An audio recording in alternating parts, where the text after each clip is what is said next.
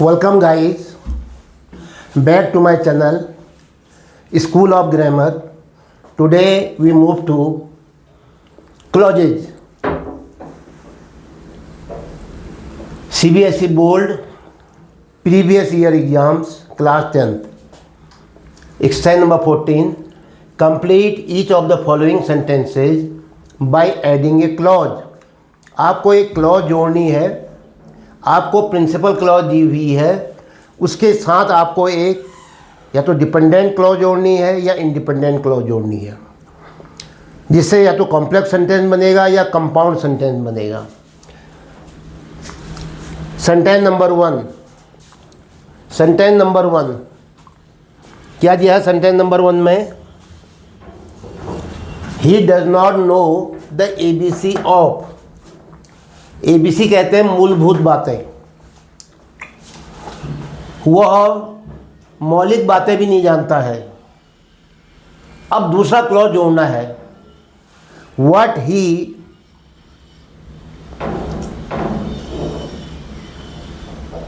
Delivers about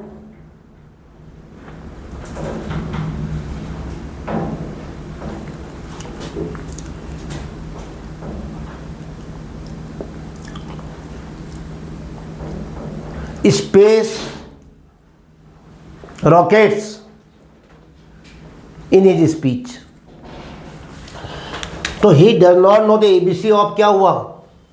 principal clause.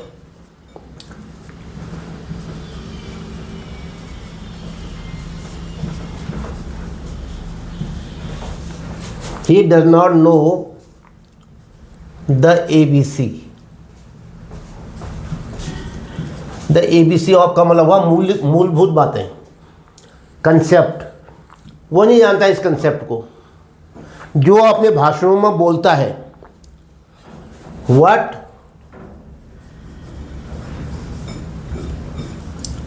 He highlights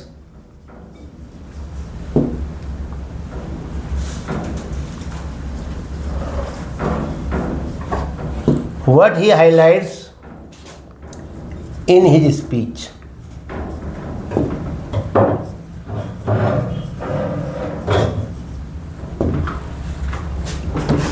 He does not know the ABC of what he highlights in his speech.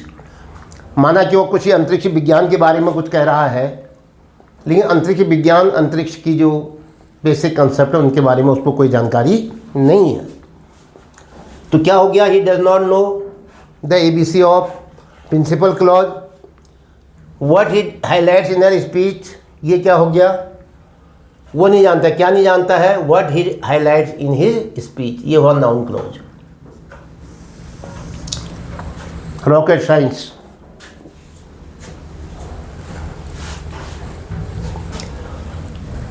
Number 2,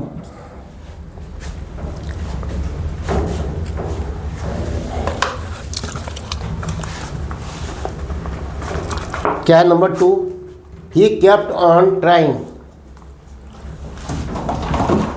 वह प्रयास उसने जारी रखा। ही kept on में होता है जारी रखा, ट्राइंग प्रयास करना, डिस्पाइट के बावजूद। एडवर्ब क्लॉज ऑफ विपरीत परिस्थितियां आने वाली हैं। डिस्पाइट क्या होगा? Contrast. He kept on trying despite he worked hard, या डिस्पाइट ही फेस्ड, उसने सामना किया, a number of failures, या despite he failed many times. पहले प्रिंसिपल क्लॉज को उतार लेते हैं, ही केप्ट ऑन ट्राइंग, इतना ही है।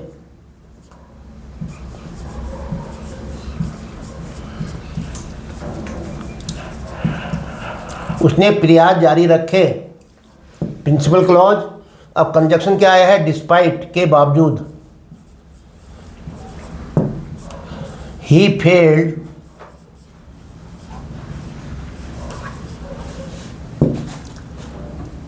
इन हिज मिशन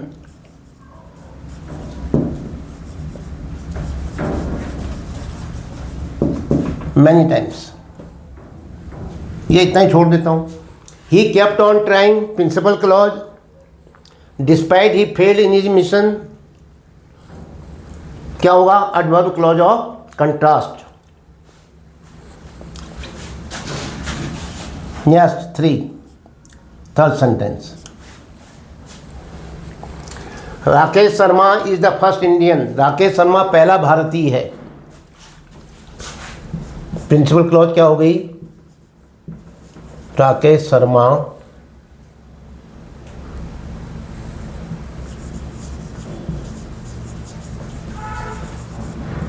was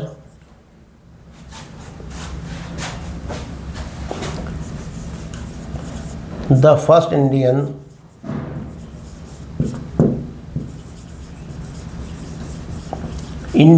नाउन है। एडजेक्टिव क्लॉज बनाओ। राकेश शर्मा पहला भारतीय था। Who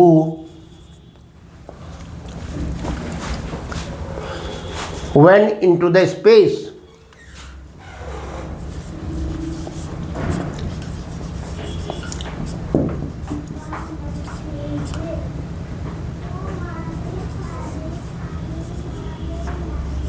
who went into the space, जो अंतरिक्ष में गया। Rakesh Sharma was the first Indian, principal clause, ये इंडियन है तो इसके पीछे क्या आया? हु, जो क्या कर रहा है? इसको डिफाइन कर रहा है।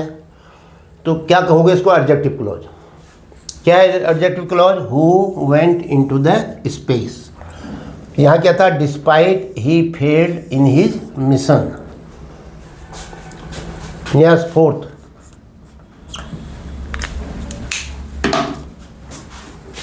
डू नॉट रिमेंबर, याद मत रखो।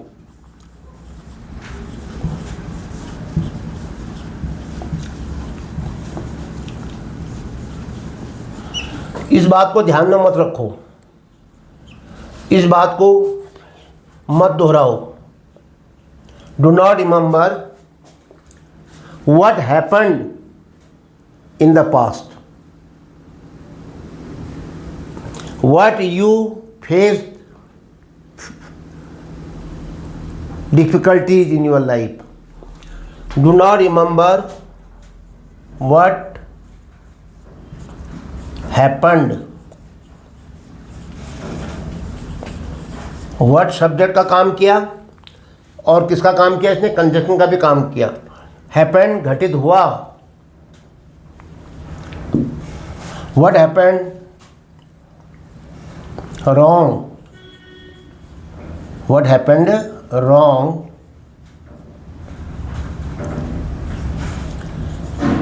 in your life, in your life।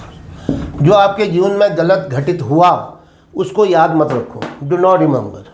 तो डू नॉट रिमेंबर क्या हो गया? Principal clause. याद मत रखो, किसको याद मत रखो? जो आपके जीवन में बुरा हुआ। ये क्या हो गया? Noun clause. और पूरा सेंटेंस क्या बनना है? Complex sentence.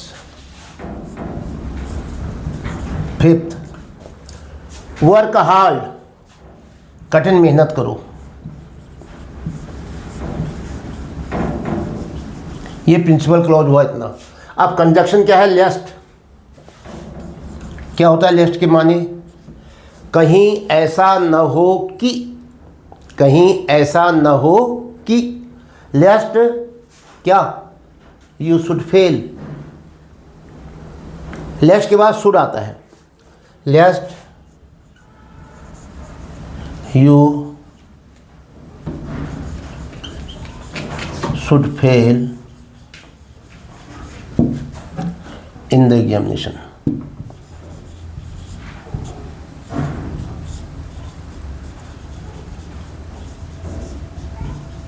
लेस्ट you should fail in the examination.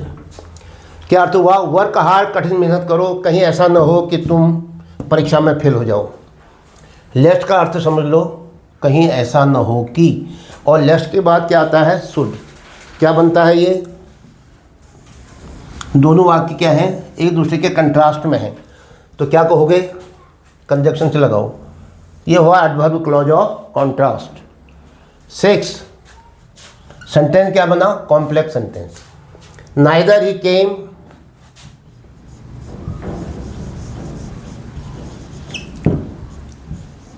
Neither ही केम, न तो वो आया। नाइदर ही केम प्रिंसिपल क्लॉज है, और जहाँ नाइदर आ जाता है वहाँ जरूर कंजक्शन किससे शुरू होगा, नॉर से।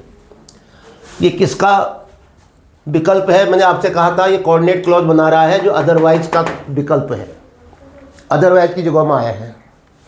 नाइदर ही केम, न तो वो आया, nor he sent a message, न उसने संदेश भेजा। Nor he sent a message, neither he came nor he sent a message. अब ये वाक्य जो नॉर से शुरू हो रहा है ये होता है कोऑर्डिनेट क्लॉज, और जो सेंटेंस बन रहा है वो क्या बना, कंपाउंड सेंटेंस। देखो नाइदर ही केम, न तो वो आया, पूरा अर्थ दे रहा है, और nor he went sent a message, न उसने कोई संदेश भेजा, ये भी पूरा अर्थ दे रहा है। तो दोनों दोस्त हैं, दोनों समकक्षी हैं, बराबर है, लेकिन किससे जुड़ा है ये, नॉर से। इसलिए ये क्लॉज क्या कहलाएगी, कोऑर्डिनेट, और ये क्या कहलाएगी, प्रिंसिपल क्लॉज। दोनों मिलकर के क्या सेंटेंस बनाएंगे, compound sentence. 7 the captain ordered his troops, captain ने अपने जो दल बनाए हुए थे, जो अपने प्लेटून बने थे, जो अपनी पलटन बनी थी, जो अपने छोटे छोटे कंपनियां बनी थी, उनको ट्रूप्स कहते हैं, टुकड़ियां। फौज की टुकड़ियों को ट्रूप्स कहा जाता है। तो the captain ordered his troops, captain ने अपनी टुकड़ी को आदेश दिया, ये प्रिंसिपल क्लॉज हुआ।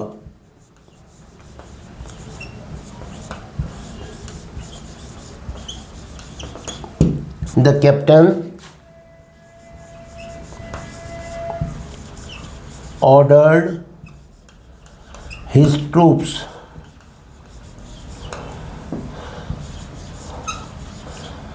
अगर मैं कह दूं the captain ordered his troops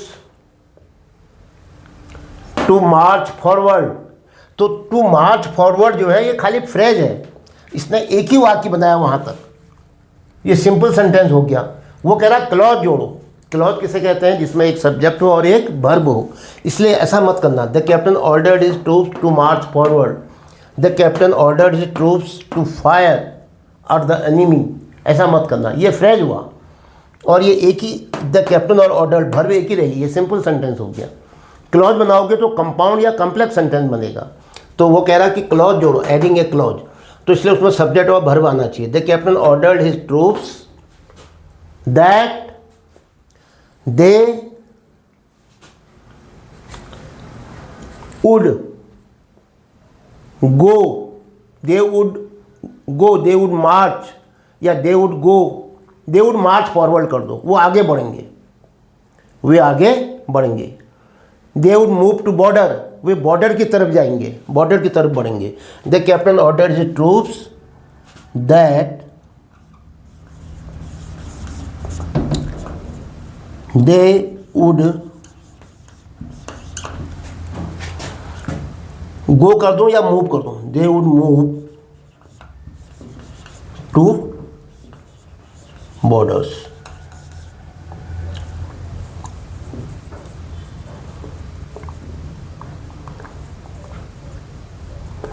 to battlefield कर देता हूं,